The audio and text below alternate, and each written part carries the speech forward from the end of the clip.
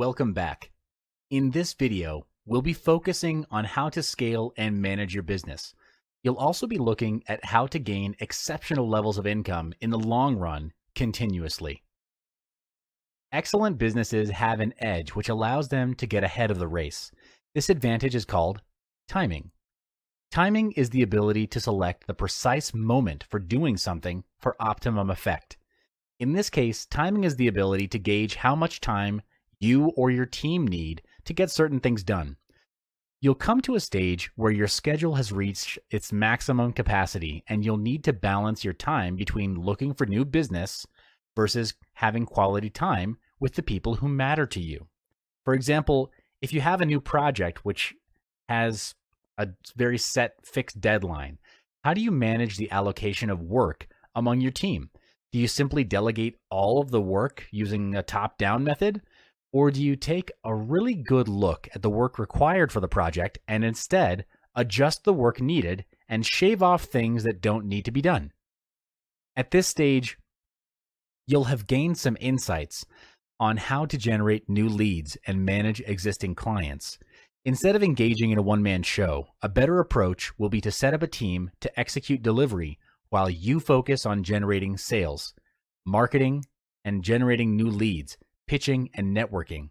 To do that, you need to be working on your business rather than in your business. Let's talk about how to project your income. Before you set up a team, you need to estimate your cash flow.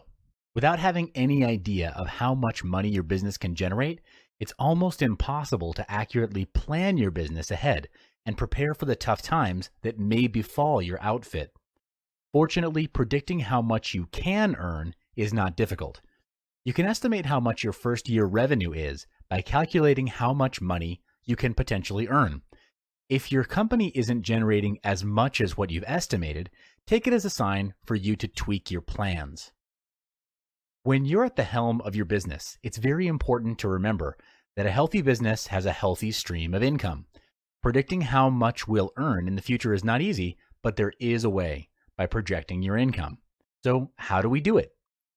First, list down your current average earnings of 3 months and multiply them by 12 months. The amount you get will be your estimated annual sales. Secondly, subtract the total cost of production of the year to get the gross profit of your company. Third, to get the company's net profit before taxes, subtract the company's operating costs from the gross profit. The costs that will be incurred include employees' salary, payroll, overhead cost, rental, etc. And after that, you'll need to further subtract the income tax from this. Taxes vary from country to country and from state to state, so I suggest that you should find the percentage of income taxes in your country to know your business net profit. Okay, let's talk about how to leverage and optimize your company. The next question you need to answer is how to increase revenue with the same amount of time and effort. You can do it by means of leveraging and optimizing your company. Leveraging your business means using your resources to their optimum advantage for improved results. One big question that you need to ask to leverage is this: am I using all of my resources to their best advantage? Do I still have backseat roles in my team which don't really contribute to anything? Do I really need these backseaters to complete projects or tasks? If you answered no or maybe, your business is ripe for leveraging on your existing talent pool and optimizing your team size so there are no backseats.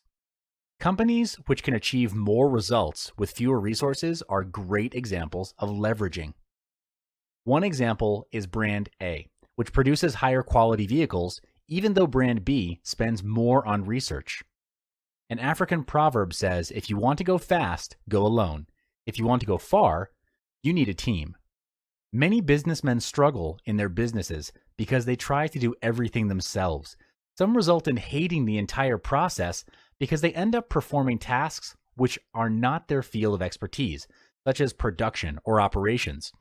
Some end up having to work extra hours unnecessarily, and the irony here is that they build a business with the purpose of having more free time and achieve financial freedom, yet they get swallowed up and chained to the business.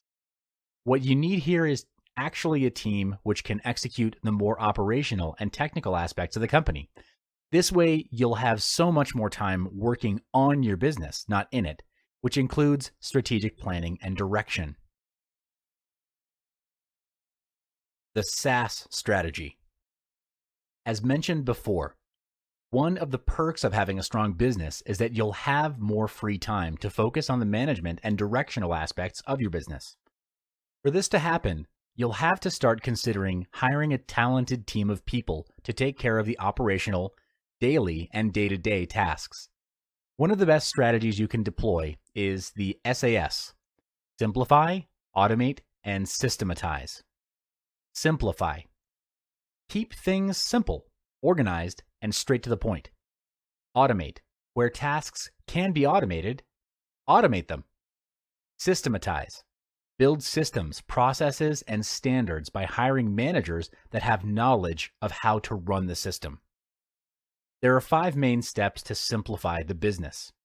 First, write down in detail all the tasks you need to do on a daily basis. This includes everything from processing payments to product creation and meeting clients. Secondly, divide them into 2 categories: transactional and transformational actions. Transactional tasks are rudimentary and predictable, which include processing salaries, paying bills, rent, etc.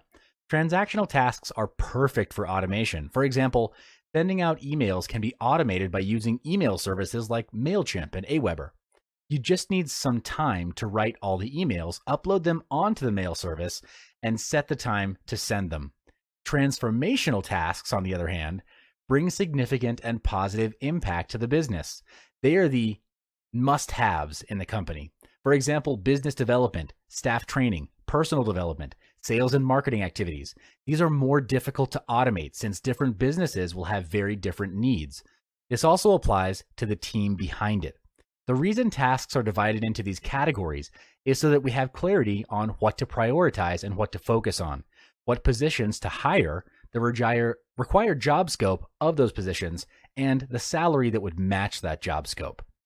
Thirdly, analyze the list and eliminate redundant tasks, double entry tasks, and simplify the complex ones. To do this, you need to be disciplined and ruthless. The aim is to be efficient and fast.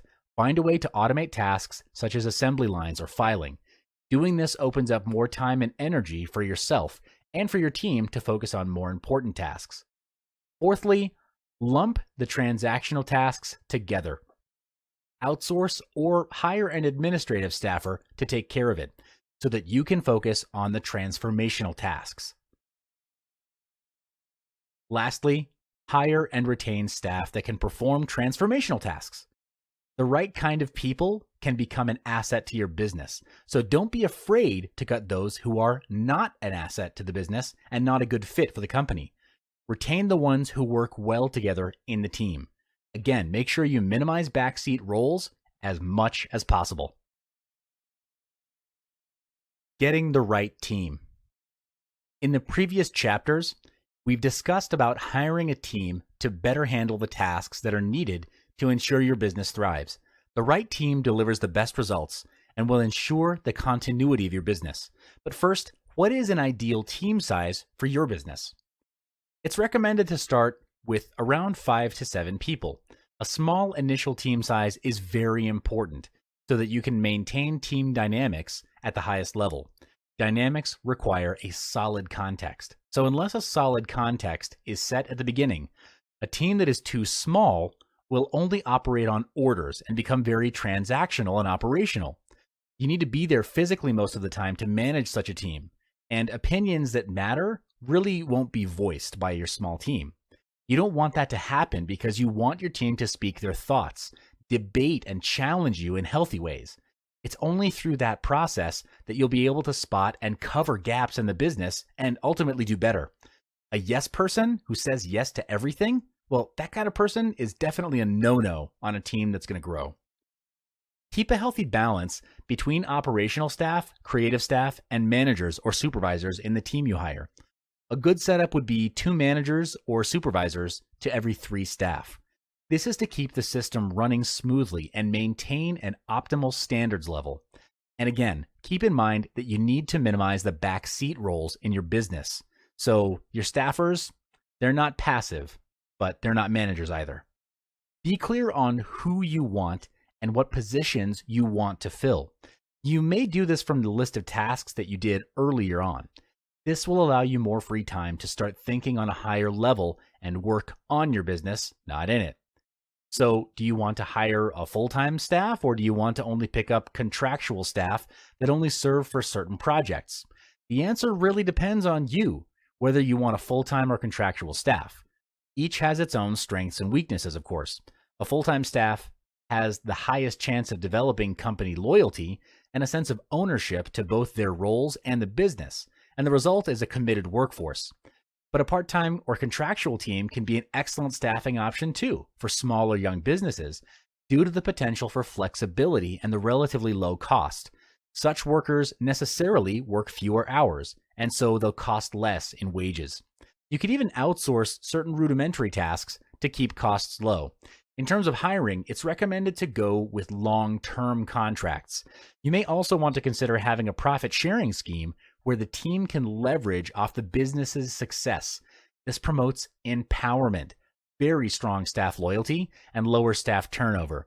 This means less training time while saving you more time during the period of hiring and interviewing. Improving leadership, culture. If you happen to always end up with a poor performing team, let me tell you why. And it's a hard truth. The problem lies not with your employees, but with your lack of leadership skills. Sometimes your team can be excellent in performing their tasks, but there may be some aspects that you haven't really addressed or that have been overlooked that the performance does not reflect in the result. If you're facing this problem, there are 3 key points in managing and building an A team. The first one is creating culture. Culture is important as it sets the context and tone of the company.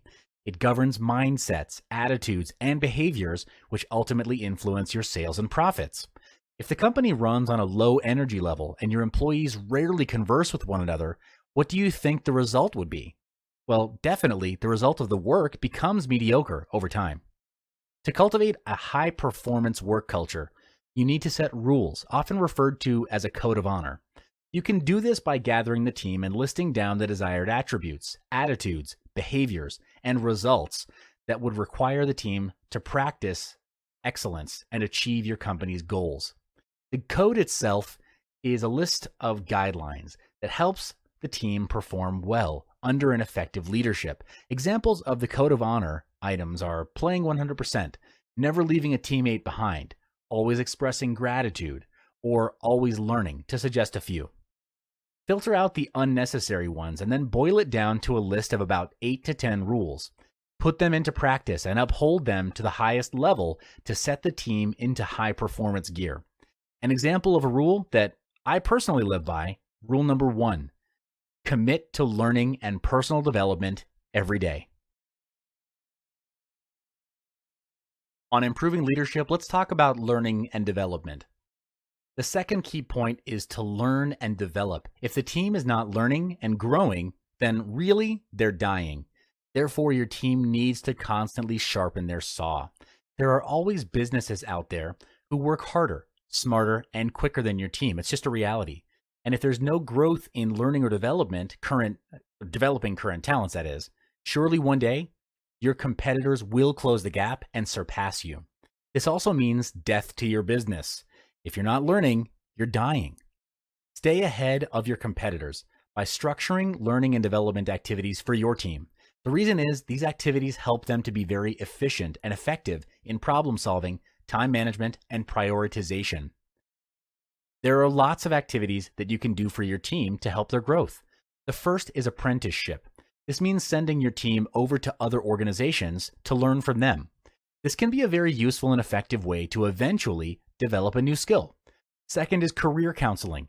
This is where your team members discuss with their supervisor a career plan and develop that career plan to identify areas for improvement or advancement and how those areas can be addressed and also when. Coaching includes Working one-on-one with the learner to conduct a needs assessment, set major goals to accomplish, develop an action plan, and support the learner to accomplish that plan. The team member drives these activities, and the coach provides continuing feedback and support. Continuing professional development is very beneficial so that your team stays up to date in the views and practices necessary to lead and manage in today's organizations.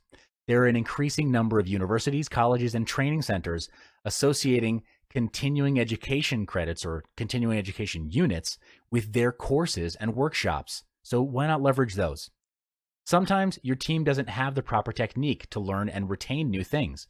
Organizations and other environments are changing rapidly. Therefore, it's extremely important to continually be aware of those changes and to be reflecting on them and learning from them as well. Basically, with continuous learning, you help your team to learn and how to learn. Courses and seminars are great platforms for the learning and development of new knowledge or skills on your team. Courses with hands-on experience are even better since it'll help your team apply what they have just learned, making the lessons even more effective. Another great way to encourage self-learning for your team is to provide them with opportunities to give presentations. For example, have a 15-minute presentation on a topic that adds value to your team and specifically what you're working on. Let's say there are 7 people on your team. That would be a total of 105 minutes of presentation every time you do this meeting. And if you do it every month, then annually, it would add up to 84 topics and 21 hours of learning. Okay, we've talked a lot about improving leadership. Let's do a quick debrief. The third key point is for you to do a debrief or a post-mortem after each successfully completed project. Debriefing is the most powerful learning tool to recap everything that you've learned. Debriefing is done by evaluating a recent project. Key areas to look into are reflections of what has been done, insights with the aim of that project towards the future, linking the challenge with the actions and how similar projects can be done more effectively in the future. Debriefs are important after your projects to identify gaps and insights as preparation for future projects. So in this stage, it's essential that your project team prepare a list of gaps during the project. There are 2 ways that you can go about this. The first is to identify the current gap that the project team detected and how to close that gap in the future. The second is to identify potential gaps in the future. An example is if you hear that your competitor is introducing a faster product sometime in the future, you might conclude that this could be significant to your business. Next part is to arrange a meeting session with your team. Now, this is critical because your project team may have things that they might want to point out, which are actually critical but not noticed during the project. Imagine skipping out on such a debriefing session and starting right away on the next project. Not only would it cause the same mistake to be made over and over again without anyone realizing, but your project team may be demoralized and further risking the projects in the future because of low morale. Therefore, it's your core role in these meetings to be a facilitator and to lead by conducting the session without bias, regardless of any employee's rank and regardless of what they say. The following questions are designed to facilitate insights from your team. What happened? What should have happened instead? What did we learn? How can we improve? What are the action plans for this session? At the end of the session, you'd have an action plan that the team can execute to improve on any aspects where there's a gap. All right, some people avoid this, but it's very important. Let's talk about managing your finances. The final part of this module is to manage your finances. If you don't know how to manage them, then I recommend that you hire or outsource this to someone else. But as a business owner in charge of your team, you need to know what your finances are to evaluate your business growth. The strategy is to minimize expenses by maximizing profits through sales and marketing. To do this, you need someone to monitor your company's cash flow. Unnecessary expenses are identified from the task list we created at the beginning of this module. When you eliminate those unnecessary tasks, you cut down your expenses. Upon receiving revenue, pay your staff first and yourself last. This is to take care of the engine of your business, the staff, and keep it running. It will definitely be a huge payoff in the long run, trust me. Then pay for what's necessary to keep operations running, like office, rent, utility bills, internet, necessary equipment, etc. With the balance as net profit, allocate 10% to the growth and development of the team. This covers costs you'll need when sending qualified team members to seminars, workshops, investing in books and training videos. Do this strategically with a specific outcome in mind. Don't spend willy-nilly. Allocate another 5% to spend on R&R. The team simply can't be running 24/7, especially when it comes to creative work. The mind needs to rest and unwind, and funds are needed to accomplish that. There are business owners and team leaders who don't allocate any playtime for the team to recharge, and that always results in burnout and boredom. Without naming names, I can tell you that there are Fortune 500 companies that deal with internet commerce, and go ahead and Google the names of the top companies in the industry. You'll see examples of this. But when fund allocation is done in percentage versus value, the team is empowered, feels the sense of ownership for their work, and can contribute more actively in the company. All that needs to be done now is to increase productivity and marketing of the company. More revenue equals more profit. More profit equals more funds for learning, profit sharing, and R&R. When your business growth expands, hire a sales and marketing team to bring in sales for the company. Do high tickets to attract more profitable business projects instead of small projects with less profit. An example of a high ticket would be a 3 to 4 day coaching program to help your clients expand their businesses using your sales and marketing knowledge. Allocate 10% of your net profit into researching new business opportunities in the market, studying about the future market trend, and expanding your current business. And allocate another 20% into building a new company using the same kind of strategies and tactics. Doing this will potentially double, triple, or even quadruple your income. I know it sounds incredible, but it's true. In summary, these tactics have worked for me and have allowed me to build a 7-figure business. These tactics and moves are from my experience. Your goal is to replicate this success by copying and pasting it into your business. You don't have to think. Again, don't reinvent the wheel. Just copy my business. The quickest way to achieve success is to model off of someone who's already there.